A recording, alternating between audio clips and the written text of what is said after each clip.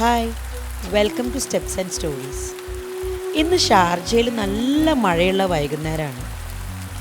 മഴ ആസ്വദിക്കാൻ പറ്റിയൊരു സ്ഥലം ആലോചിച്ചപ്പോൾ ആദ്യം മനസ്സിലേക്ക് എത്തിയത് വാസിത് വെറ്റ്ലൻഡ് സെൻറ്ററാണ്. മുമ്പ് പലതവണ അവിടെ പോയിട്ടുണ്ടെങ്കിലും ഇത്തവണ മഴ കൂടെയുള്ളത് കൊണ്ട് ഒരു പ്രത്യേക ഉത്സാഹമുണ്ട്. മുതിർന്നവർക്ക് 15 ദിർഹംസും 5 വയസ്സ് താഴെയുള്ള കുട്ടികൾക്ക് ഫ്രീ എൻട്രിയുമാണ്.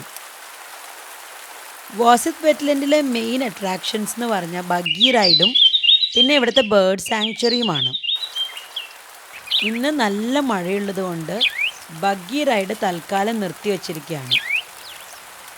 ഞങ്ങൾ നേരെ പോയത് ബേർഡ് സാങ്ച്വറിയിലേക്കാണ്.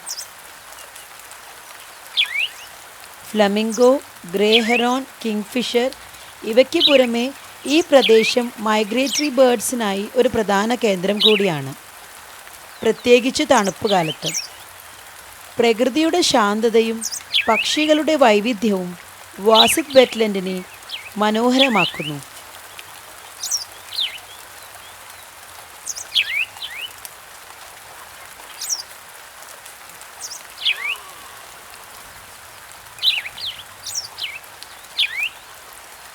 മറ്റൊരു പ്രധാനപ്പെട്ട ഒന്നാണ് ഇവിടുത്തെ എക്കോസിസ്റ്റം. പുല്ലുകൾ, ഉപ്പുചെടികൾ, ചെറിയ തടാകങ്ങൾ ഇവയെല്ലാം ജലജീവികൾക്ക് പുതിയ ജീവൻ നൽകുന്നു. ബേർഡ് വാച്ചേഴ്സിനും ഫോട്ടോഗ്രാഫേഴ്സിനും ഇവിടം ഒരു സ്വർഗം തന്നെയാണ്.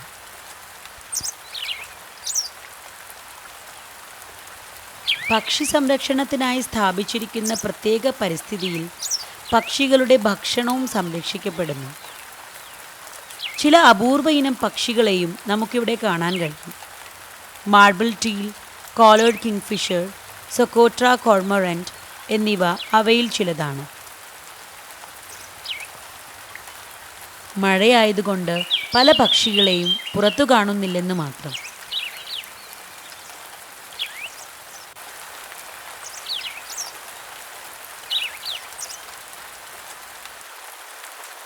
മഴ മാറിയതുകൊണ്ട് ബേർഡ് സാങ്ച്വറിക്ക് ശേഷം ഞങ്ങൾ ബഗ്ഗി റൈഡിന് പോയി. 40 മിനിറ്റോളം ദൈർഘ്യമുള്ള വെറ്റ്ലൻഡിൻ്റെ മനോഹാരിത കണ്ടുകൊണ്ട് ഒരു യാത്ര. വഴിയിലുടനീളം 8ഓളം ബേർഡ് ഒബ്സർവേഷൻ സെൻറ്ററുകളും സാങ്കേതിക ഉപകരണങ്ങളുമുണ്ട്. ഓരോ സെൻറ്ററിലും ബഗ്ഗി നിർത്തി പക്ഷികളെ നിരീക്ഷിക്കാനുള്ള സൗകര്യവും ഇവിടെ ഒരുക്കി തരുന്നു.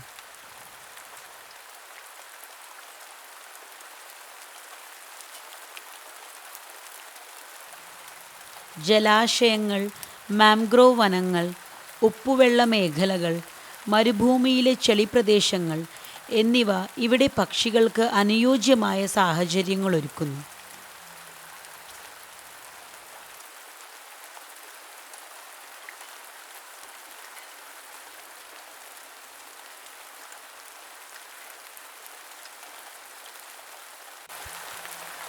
സന്ദർശകർക്കായി പൂർണ്ണമായി സൗകര്യങ്ങളുള്ള ശരിയായി രൂപകൽപ്പന ചെയ്ത പക്ഷി നിരീക്ഷണ ഹട്ടുകൾ.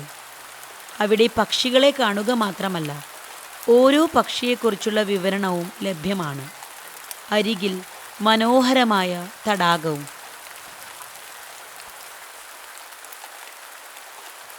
കഴിഞ്ഞ തവണ വെറ്റ്ലൻഡ് സന്ദർശിച്ചപ്പോൾ മാനുകളെ വളരെ അടുത്ത് കാണാൻ സാധിച്ചിരുന്നു. എന്നാൽ ഇത്തവണ മഴയായതുകൊണ്ട് അതിന് കഴിഞ്ഞില്ല.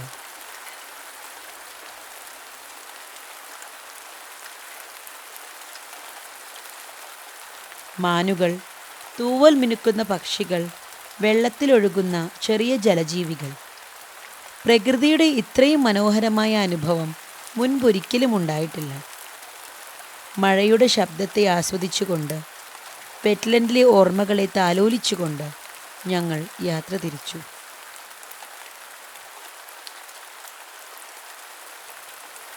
If you like this video, please like, share, comment and subscribe to my channel. Thank you.